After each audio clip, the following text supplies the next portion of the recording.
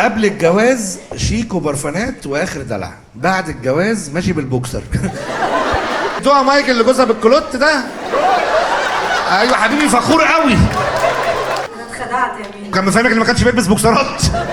العيله كلها كده. فانت بتروحي تزوريهم في البيت في اتيليه كلوتات.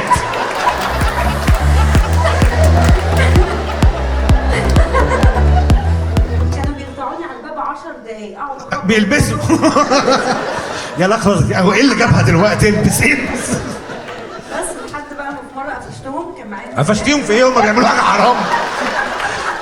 اديني جوزك اديني جوزك.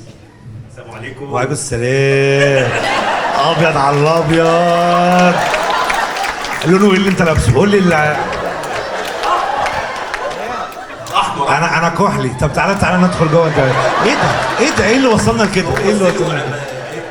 طيب ماشي احكي يعني. لك على حاجه. هتحكي لي على ايه؟ مره قلعته؟ ايه اللي حصل؟ فضايح بقى. مره ابويا صحي الفجر حس ان في حد بيحاول يخش البيت عندنا، ففتح الكاميرات لقى 3، فراح معمر الطبنجه وصحاني يلا عشان في حراميه.